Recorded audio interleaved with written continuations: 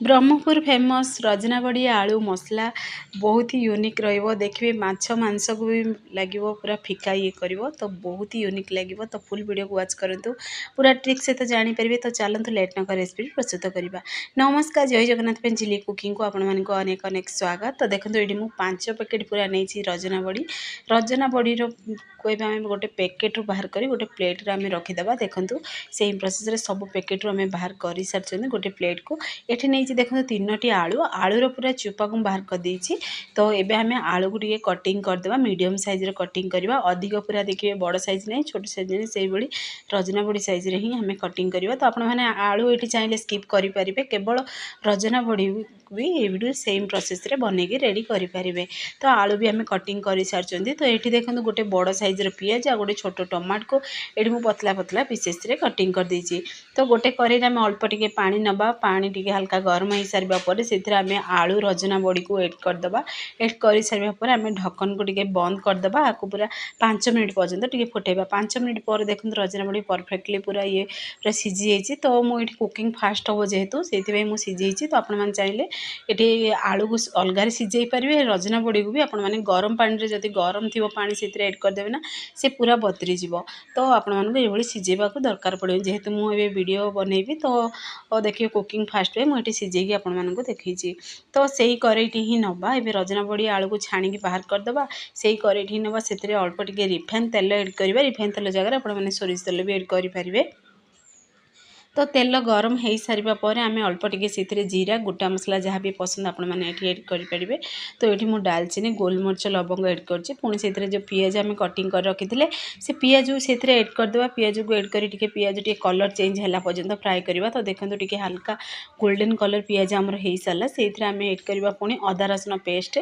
तो मुझे अदा रसुण पेस्ट 2टी बड़ चामच एड करछि। पुणी थे मिक्स करदे। आपण चाहिए फ्रेश अदा रसुण को भी छेचिक भी एड करें। देखिए छेचिक भी एड कले तार फ्लेवर बहुत बढ़िया पूरा आसो।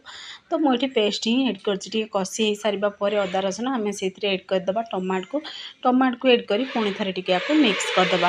पुणी से आम देवा किसी गुंड मसला हलदी गुंड लंका गुंड पुणी से गरम मसला नहीं अल्प टिके धनिया पाउडर नहीं। पुणी से आम से गिना को क्लीन कर अल्प टिके पानी दबा जमी मसला आमर पोड़ी नजीव। ये देखो अंधारिया देखा जेहेतु करेन्ट नहीं। तो ये भलसे टिके मिक्स कर मसला टिके आम कषिदबा। मसला आमर कषि हो सारा पर आम से दबा स्वाद अनुसार लुण जी आपण मैंने रजना बड़ी आलू नहीं से अनुसार से लुण एड करदे। देखो मसला आमर परफेक्टली पूरा कषि भी हो सारा केते बढ़िया पूरा कलर भी आसी। तो आपण मैंने देखी ही जापे।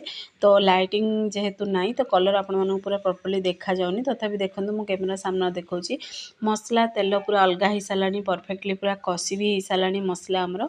तो ये चलतु से एड करदे। जो रजना बड़ी को आम पूरा पानी सीझे छाणी रखी थे से रजना बड़ी आलू को से आम एड करदे। पूरा इजी बनी। देखिए बहुत टेस्टी भी लगे। तो आपण मैंने आपको रुटी सहित भी खाईपर भात सहित भी खाईपर एमती जब आप खाली भी खाइबे ना बहुत बढ़िया लगे।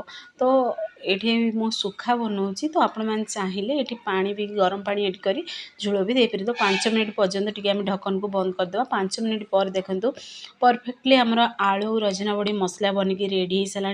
जदि आपण मैंने ग्रेवी रखा चाहूँ ताले गरम पानी एड करके भी ग्रेवी रखिपारे। फाइनाली आमर प्रस्तुत हो सारा रजना बड़ी आलू रेसिपी। तो ये चलते गोटे प्लेट को बाहर करदे। तो देखो केते बढ़िया पूरा बनी। तो आपण मैंने जदि थरे बने बारंबार बनइबे एत ये स्वादिष्ट लगे।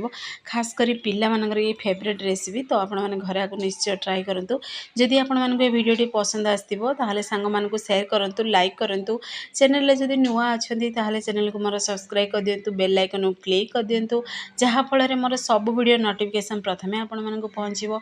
मुझे इजी इजी वीडियो नहीं आसबि। आपण मैंने देखिए घरे निश्चय ट्राई करूँ। फेसबुक पेज देखुं ताले फेसबुक पेज मोर फॉलो करूँ। तो से पर्यंत रोचे पुणी एक नुआ रेसिपी नहीं आसबि। नमस्कार, जय जगन्नाथ।